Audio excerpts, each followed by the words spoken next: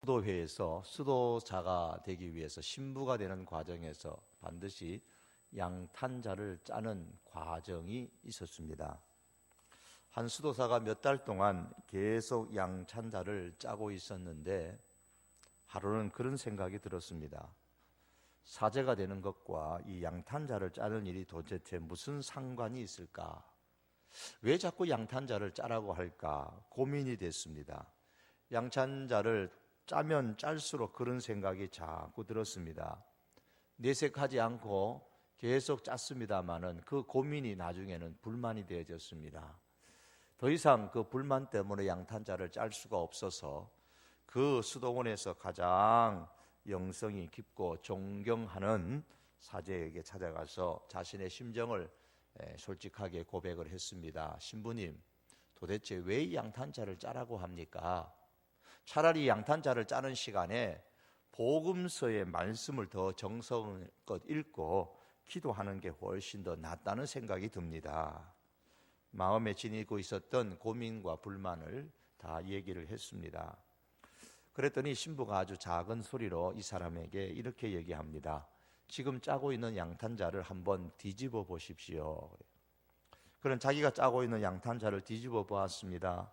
거기에는 너무 아름다운 무늬가 새겨져 있었습니다. 그동안 뒷면을 보면서 양탄자를 짜느라고 앞면의 아름다운 무늬를 볼 수 없었던 겁니다. 간혹 우리는 구약 성경을 읽으면서 왜 하나님께서는 이 구약의 말씀에 이런 말씀들을 기록을 하셨을까 의아해할 경우가 있습니다. 구약을 일컬어서 가장 간단하게 구약이 뭐냐 그렇게 가르칠 때에 구약은 장차 오실 예수님에 관한 말씀이다 그렇게 가르칩니다. 그렇습니다. 구약은 장차 오실 예수님에 관한 예언으로 가득 차 있습니다. 하지만 구약 성경을 읽으면 그 어디에도 예수님이라는 단어를 찾을 수가 없습니다. 하지만 이 구약의 말씀을 우리가 뒤집어서 보면 그 말씀 가운데 예수님에 관한 아름다운 예언의 말씀이 가득 차 있는 것을 발견할 수 있습니다. 하나님께서는 요셉과 같은 사람 이야기나 양 제사와 같은 가축의 이야기나 가죽옷을 입히는 사건 이야기나 뱀을 높이던 모세의 장대 이야기나 등등 많은 이야기들을 통해서 이 땅에 보내주실 예수님이 어떤 분이신가에 관한 말씀을 주고 있습니다. 오늘 본문도 그 중에 하나입니다. 오늘 본문을 보시면 장차 이스라엘의 왕이 될 사람의 자격에 관한 말씀입니다. 하지만 사실은 이 말씀을 뒤집어서 보면 왕이 될 사람의 자격에 관한 말씀이 아니라 왕으로 오실 예수님이 어떤 왕이신가에 관한 말씀입니다. 동시에 왕의 백성은 어떻게 살아야 하는가에 관한 말씀이기도 합니다. 오늘 이 문제에 대해서 주어진 말씀을 통해서 함께 생각하기를 원합니다. 이 본문의 장소는 가나안 땅 입성이 가까운 모압이라는 그 평지에서 일어났던 이야기입니다.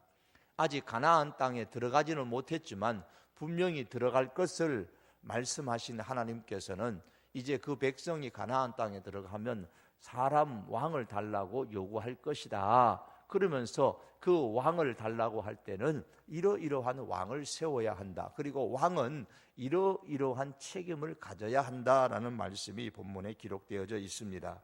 14절의 말씀에는 왕을 세워야겠다고 사람들이 생각을 한다고 했습니다. 과연 이 말씀처럼 우리에게도 사람 왕이 있어야 하겠다는 생각이 이스라엘 백성들 가운데 들었습니다. 사무엘상 8장에 보면 사무엘 시대에 이스라엘 백성이 사무엘에게 와서 우리도 왕을 주십시오 요구를 했습니다. 사무엘이 처음에는 거절을 하니까 또다시 이스라엘 대표들이 사무엘에게 와서 이렇게 얘기합니다. 사무엘상 8장 19절과 20절의 말씀입니다. 백성이 사무엘의 말 듣기를 거절하여 이르되 아니로소이다. 우리도 우리 왕이 있어야 하리니 우리도 다른 나라와 같이 되어서 우리의 왕이 우리를 다스리며 우리 앞에 나아가서 우리의 싸움을 싸워야 할 것입니다. 그렇게 이야기를 합니다. 왜 이스라엘 사람들이 왕을 필요로 했을까요? 원래 이스라엘은 사람 왕이 필요 없는 민족입니다. 사람 왕이 있어서 가나안 땅을 정복한 것이 아니었습니다. 하나님이 그들의 왕이시기 때문에 왕 대신 하나님의 말씀에 순종하면 살 수 있는 민족이 이스라엘이라는 아주 독특한 민족이었습니다. 그런데도 왜 이스라엘 사람들이 사람 왕을 원했을까요? 거기에는 우리도 이방처럼 왕을 세워서 잘 살아보자라는 그런 마음이 담겨 있었기 때문입니다. 잘 살려면 하나님만 바라보는 것 갖고는 안 된다는 생각이 그들의 마음에 들었던 거예요. 왕을 달라는 백성들을 향해서 사무엘이 말합니다. 사무엘상 10장 19절에 너희의 하나님을 오늘 버리고 이르기를 우리 위에 왕을 세우라 하는도다. 왕을 달라, 그 말은 하나님을 버리는 행위다, 이렇게 사무엘이 지적을 했습니다. 하나님도 그렇게 말씀하셨습니다. 사무엘상 8장 7절에 보면 그들이 너를 버림이 아니요 나를 버려 자기들의 왕이 되지 못하게 함이니라. 하나님이 사무엘에게 하셨던 말씀이에요. 결국 이 말씀을 정리해 보면 이스라엘의 마음에 왜 사란 왕을 필요로 했는가? 잘 살기 위해서입니다. 잘 살기 위해서는 하나님만 갖고는 안 되겠다. 그러니 우리를 잘 살게 할 수 있는 왕을 우리도 세우게 해달라, 그 말입니다. 고대 세상에서의 왕이라는 것은 백성들 위에 군림하는 사람입니다. 그 대신에 왕은 나라를 부강시키고 백성을 잘 살게 해야 할 책임이 있습니다. 백성의 입장에서 보면 국민이 잘 살게만 해준다면, 경제가 발전되어져서 자기들이 잘 살 수만 있도록 해준다면 그것으로 대만족입니다. 그래서 자기들을 위하여 자기들을 잘 살게 해줄 왕을 찾았던 겁니다. 오늘날 우리가 대통령을 뽑습니다. 뽑을 때도 역시 같은 마음이 아닐까요? 어떤 대통령을 원하십니까?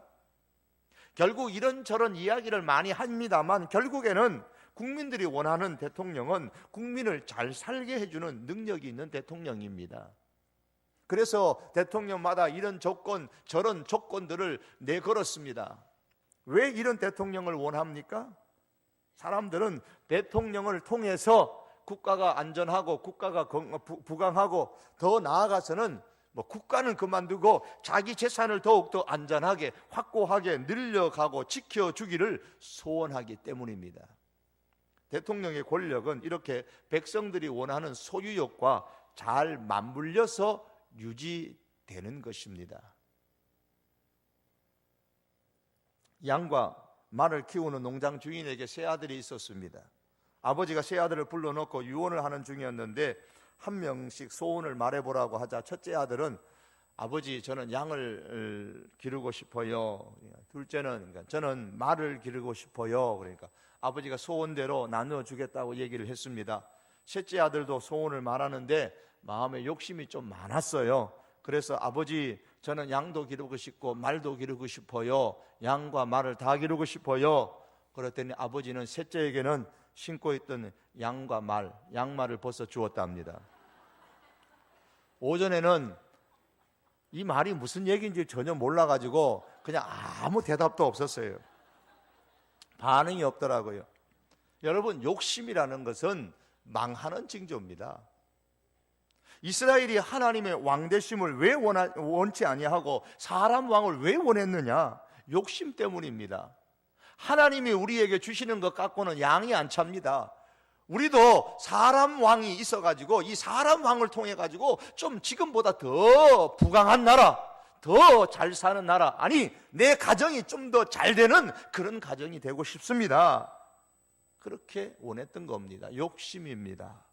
그러나 그들은 그것이 망하는 징조인 줄을 그 당시에는 몰랐습니다. 이스라엘 백성들이 어떤 왕을 원했는가? 우리도 다른 나라들 같이 되어 우리의 왕이 우리를 다스렸으면, 다른 나라들 왕들처럼, 그래서 다른 나라들 왕들처럼 능력도 있고 재능도 있고 힘이 있는 왕이 자기들의 왕이 되어서 우리를 잘 살게 해줬으면 좋겠다. 우리의 소유, 우리의 재산을 잘 지켜주는 왕이 되었으면 좋겠다. 그런 겁니다. 하나님께서는 그들의 요구를 허락하셨습니다. 그러나 조건이 있었습니다. 그 첫 번째 조건이 뭐냐면 너희 백성들 가운데서 왕을 세우는데 하나님께서 택하신 사람을 세워야 한다. 15절의 말씀입니다. 반드시 내 하나님 여호와께서 택하신 자를 내 위에 왕으로 세우는데 내 형제 중에 한 사람을 택해야 된다. 그렇게 말합니다. 그 이유가 무엇일까요? 타국인을 세우게 되면 그 사람이 자기가 섬기는 나라에 자기가 섬기는 우상을 가지고 들어오기 때문입니다. 결국 하나님께서는 하나님이 택하는 사람, 다시 말하면 하나님의 마음에 맞는 사람을 왕으로 세우기를 원하셨습니다. 그 이유가 뭘까요? 그래야만, 하나님의 마음에 맞는 사람이 왕이 되어야만 이스라엘의 끝까지 하나님의 백성의 모습을 잃어버리지 않고 살아갈 수 있기 때문입니다. 다시 말해서 이스라엘이 왕을 세우더라도 하나님의 백성다운 모습을 잃어서는 안 된다는 뜻입니다. 그리고 이어서 하나님께서는 왕이 된 사람은 이렇게 명심해야 된다, 세 가지 명심해야 될 사실을 말씀하셨는데, 병마를 많이 두지 말아야 되고 아내를 많이 두지 말아야 하고 자기를 위해서 은금을 많이 쌓지 말아야 한다. 16절에서 17절의 두 절의 말씀입니다. 16절에 보시면 그는 병마를 많이 두지 말 것이요 그랬습니다. 그런데요, 이 말이 여러분 이해가 잘 안 되는 말 아닌가요? 왕이라는 것은 말을 많이 두어서 안 된다, 말도 안 되는 이야기입니다. 사실은 당시에 이 말, 병말, 전쟁에 나가 싸우는 그 말은 곧 군사력이고 국방력입니다. 말이 많아야 군사력이 강하고 국방이 튼튼해지는 겁니다. 나라가 안전을 지킬 수 있는 거예요. 왕은 백성을 위해서 적과 싸울 수 있는 이 강한 나라를 만들려면 국방력을 길러야 합니다. 거기에는 말이 필수적입니다.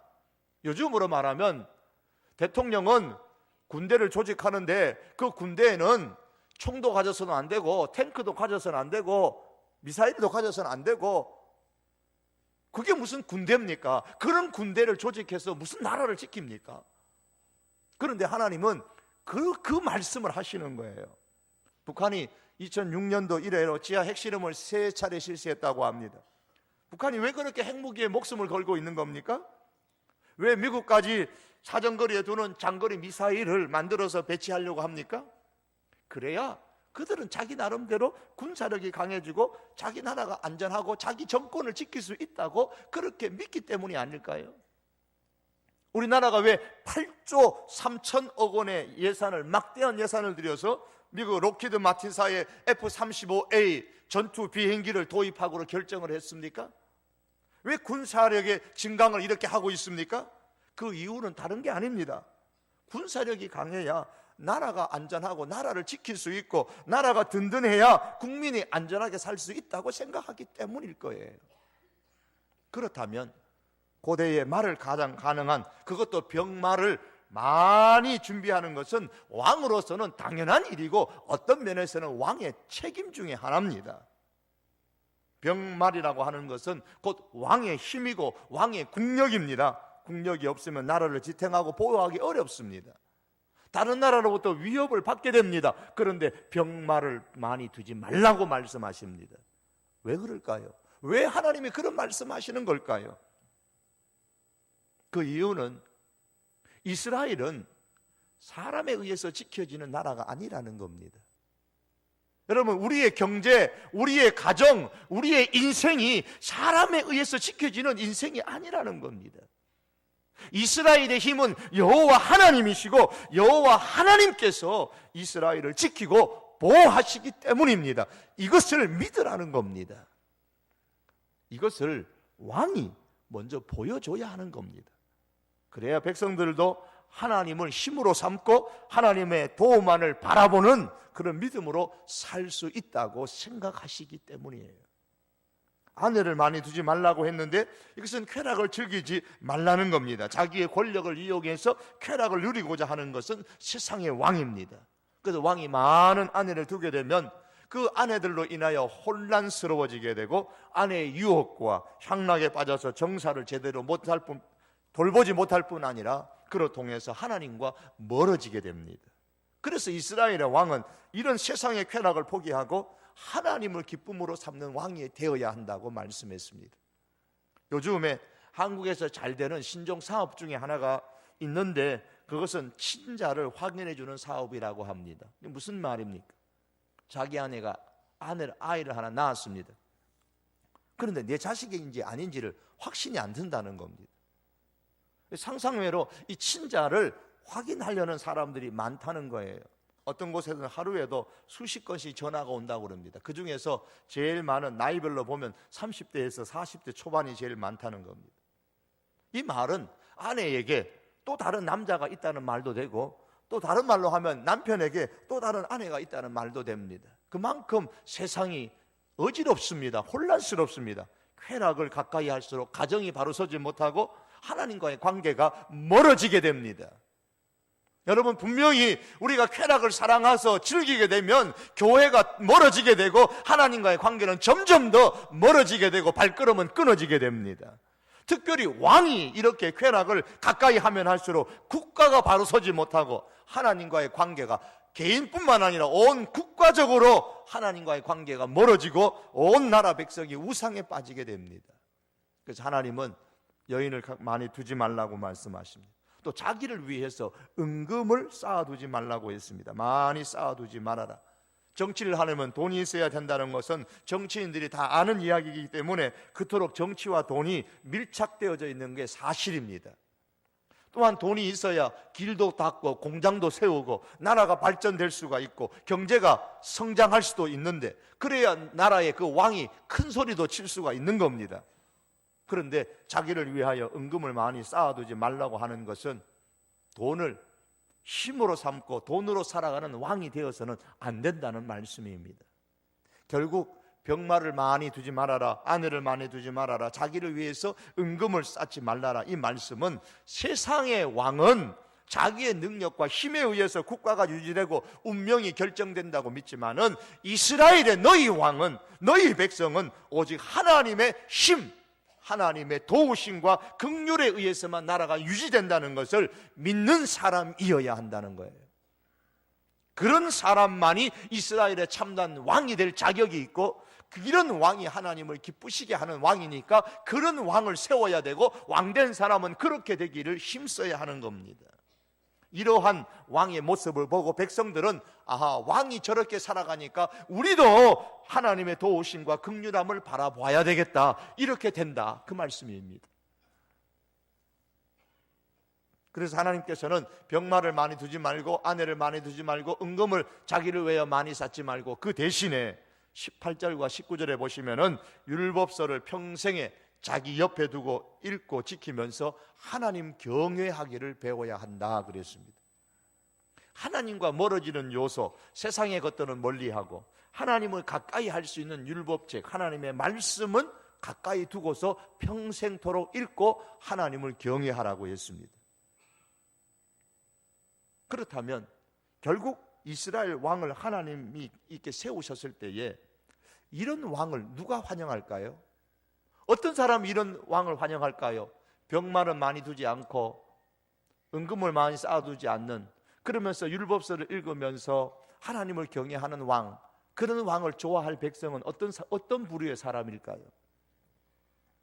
나라의 국방력도 키우지 못하고 경제력도 키우지 못하는 왕, 그 대신에 하나님만 바라보고 하나님의 말씀만 가까이 하고 하나님을 경외하는 이런 왕은 누가 따르겠습니까? 당연히 세상이 아니라 오직 하나님만 바라보는 백성만이 이런 왕을 따를 겁니다. 만일에 세상의 것에 대한 욕망에 집착하는 사람이 있다면 그런 사람은 이런 왕을 싫어할 거예요. 세상에서 잘 살고 땅의 것을 소유하고자 하는 욕망으로 가득 찬 사람은 이런 왕을 통해서는 내가 뭘 얻겠느냐는 겁니다. 내가 얻은 것조차 지키지 못할 이런 왕을 우리가 왜 필요로 하느냐는 거겠죠. 결국 하나님께서 조건으로 걸어서 내세우시는 이런 왕을 과연 환영할 것인가, 환영하지 않을 것인가, 받아들일 것인가, 배척할 것인가, 거기에 따라서 하나님을 제대로 믿는 사람과 믿지 않는 사람이 구별되게 될 것입니다. 그럼 하나님께서는 무슨 마음으로 이런 왕을 제시하시는 것일까요? 이 말씀을 한번 뒤집어 보십시오. 하나님께서 제시하시는 왕은 결국은 장차 보내주실 예수님을 염두에 두고 하시는 말씀입니다. 마태복음 1장 1절, 그러니까 신약 성경에서 제일 처음에 나오는 말씀은 바로 예수님은 왕으로 오셨다라는 사실을 선포하고 있습니다. 왕으로 오신 예수님입니다. 마태복음 1장에서 예수님을 소개하면서 다윗의 자손 예수 그리스도의 계보라, 과거의 성경에는 다윗의 자손 예수 그리스도의 세계라 그랬습니다. 다윗의 자손입니다. 가장 먼저 예수님을 소개하면서 강조하는 것은 다윗입니다. 이것은 예수님께서 왕으로 세상에 오셨다라는 말씀입니다. 예수님께서 하나님이 선택하신 왕이시라는 거예요. 예수님은 세상의 병말이나 혹은 세상의 힘을 의지하지 아니하고 오직 하나님을 의지하시는 왕이십니다. 사람들이 예수님을 사람 왕으로 세우려고 했을 때에 오히려 예수님께서는 그런 사람들을 피해서 홀로 산으로 올라가셔서 기도하셨습니다. 예수님은 세상과 세상의 쾌락을 의지하지 아니하시고 오직 하나님만을 경외하시는 왕이셨습니다. 자기를 위하여 은금을 쌓아두지 않으셨습니다. 자기의 유익을 위한 왕이 아니고 철저하게 하나님의 말씀을 이루시기 위한 왕으로 세상에 오셨습니다. 예수님께서 세상에서 마지막 기도하실 때에 아버지께서 내게 하라고 하신 일을 다 이루었나이다, 그렇게 기도했습니다. 예수님은 왕으로 이 세상에 오셨지만은 철저하게 하나님께서 이루라고 말씀하신 것을 다 이루시는 왕이셨습니다. 예수님께서 이 세상의 것들을 포기한 채 오직 백성을 하나님께로 인도하고자 하시는 왕이 있습니다. 예수님의 관심은 이것입니다. 세상의 수많은 사람들, 많은 사람들의 죄를 보시고 그 죄를 속하시고 그들의 죄를 거듭나게 하셔서 우리가 불렀던 찬송처럼 영생하도록 하기 위해서 오직 예수님은 거기에 관심을 쏟으셨습니다. 이를 위해서 세상에 오신 왕이십니다. 그러면 여러분, 이렇게 오신 왕을 누가 환영할까요? 요즘으로 하면은 나를 잘 살게 해주시는 그런 왕으로 오신 예수님이 아니고 내 사업을 흥왕하게 해주시는 그런 왕으로 오신 예수님이 아니시고 오직 나의 죄를 속하기 위해서 거듭나게 하시고 영생을 얻도록 하기 위해서 이 세상에 오신 왕이 예수님이라면 여러분, 그 왕 되신 예수님을 여러분은 환영할까요? 거절할까요? 성경은 말씀합니다. 자기 땅에 오매 자기 백성이 영접하지 아니하였으나 영접하는 자, 곧 그 이름을 믿는 자들에게는 하나님의 자녀가 되는 권세를 주셨다고 했습니다. 왕으로 오신 예수님을 영접하느냐 아니냐에 달렸습니다. 그런데 이스라엘은 왕으로 오신 예수님을 영접하지 않았습니다. 예수님께서 왕으로 이 땅에 오셨지만 영접하지 않았습니다. 왜 영접하지 않았습니까? 예수님에게는, 이 세상에 오신 예수님에게는 왕다운 모습이 없었기 때문입니다. 강한 힘이 그분에게는 없었기 때문입니다. 왕가에서, 화려한 궁궐에서 탄생하지 않으셨기 때문입니다. 모든 사람들이 멸시하는, 거들떠 보지도 않는 가장 낮은 자리에 가장 가난한 환경 가운데 힘없는 아기의 모습으로 예수님이 오셨기 때문입니다. 당신 같은 왕은, 세상적인 힘이 없는 왕은 우리에게 필요 없다는 겁니다. 우리가 필요로 하는 왕은 우리 재산을 지켜주고 내 인생을 안전하게 지켜주고 내 인생을 화려하게 만들어줄 그런 왕이지, 당신같이 힘없는 왕은 우리에게 필요 없다는 말입니다. 기껏 예수님께서 빵을 줄 때에, 빵의 문제를 해결해 줄 때는 왕으로 삼고 싶은 마음이 들었지만, 그러나 사람들은 힘없는 이런 예수님을 다 영접하지 아니했고 배척했습니다. 이것이 뭘 보여줍니까? 이스라엘 백성이 하나님 그렇게 하나님을 부르면서도 실제로는 하나님께 관심이 있는 게 아니고 세상의 욕망에 집착하는 자기 자신에게 관심이 있다는 것을 보여주는 겁니다. 오늘날 우리가 하나님이라고 부르고 예수님이라고 부르지만은 힘 있는 왕, 나를 안전하게 하고 나를 지켜주고 내 재산을 불려주는 그런 힘 있는 왕, 그런 예수님을 우리가 원한다면 오늘 신명기 말씀에서 병마를 많이 두고 은금을 쌓아두는 그런 왕을 세우라고 했을 것입니다.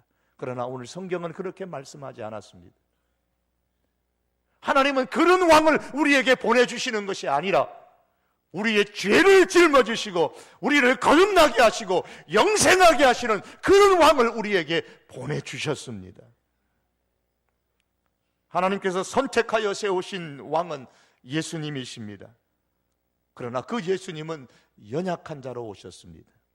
이사야서 53장은 말씀하기를 그는 장차 오실 예수 메시아는 연한 순 같고 마른 땅에서 나온 뿌리 같아서 고운 모양도 없고 풍채도 없은즉 우리가 보기에 흠모할 만한 아름다운 것이 없도다. 세상의 사람들이 흠모할 만한 아름다운 것이 없는 존재로 예수 그리스도로 메시아는 이 세상에 오실 것이라고 했습니다. 세상에서 가장 약한 모습으로 오셨습니다. 머리 둘 것도 없는 분으로 예수님이 오셨습니다. 그래서 이스라엘은 거절했습니다. 여러분, 우리는 어떻습니까?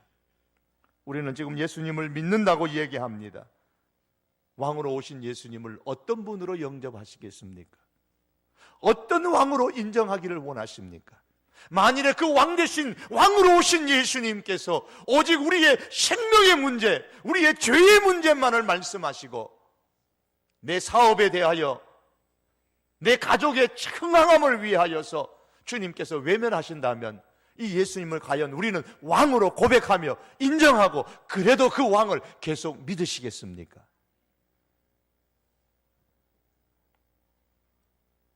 우리가 진정으로 오신 그 예수님을 영접하고 믿기를 원한다면 우리 역시 예수님의 그 모습, 왕으로 오신 그 예수님처럼 우리가 세상 것에 희망을 두지 말고 살아야 합니다.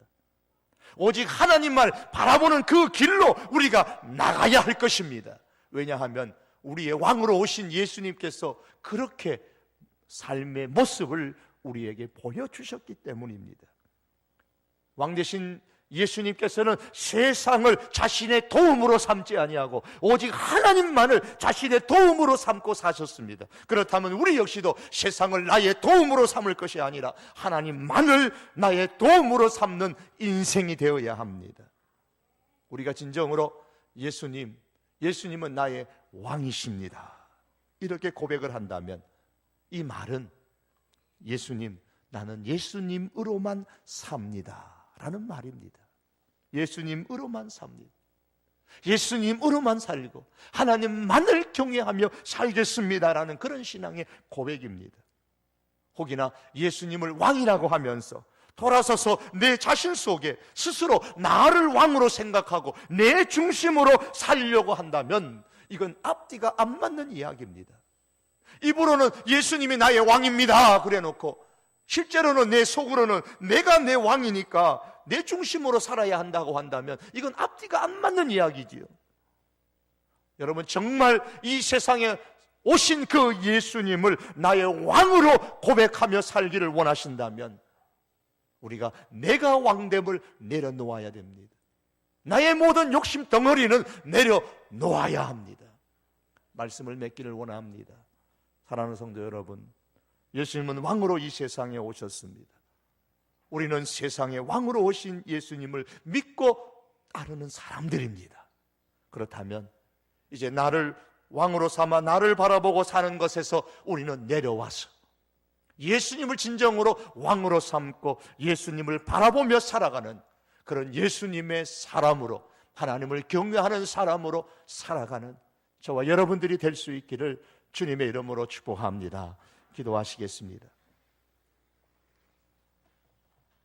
주님, 때로는 예수님을 왕이라고 고백하면서도 나 중심에 나를 왕으로 삼고 욕심 덩어리로 채워서 예수님을 통해서 더 흥왕하고 더 잘되고 더 성공하는 것에만 집중하고 죄의 문제와 영생의 문제에 대해서, 영의 문제에 대해서는 하나님 너무나 소홀하지는 않았는지 하나님 말씀을 통해서 다시 한 번 더 우리를 각성하기를 원합니다. 주님, 왕으로 오신 그분, 하나님께서 우리에게 보내주신 왕 되신 예수 그리스도, 그분의 백성으로 살아가는 것을 그 자체로 우리가 기뻐하게 하시고 감사하게 하시고 즐거워하게 하시며 예수님만으로 살아가며 하나님만을 경외하며 살아가는 저희들 되게 해 주시옵소서. 세상에 그 어떤 것들을 혹 잃어버리는 일이 있다고 할지라도 주님, 예수님을 잃어버리지 않는다면, 예수님을 믿는 이 믿음을 간직한다면 그것으로 인해서 충분히 감사할 수 있는 저희들의 믿음이 되게 해 주시옵소서. 예수님의 이름으로 기도하옵나이다. 아멘.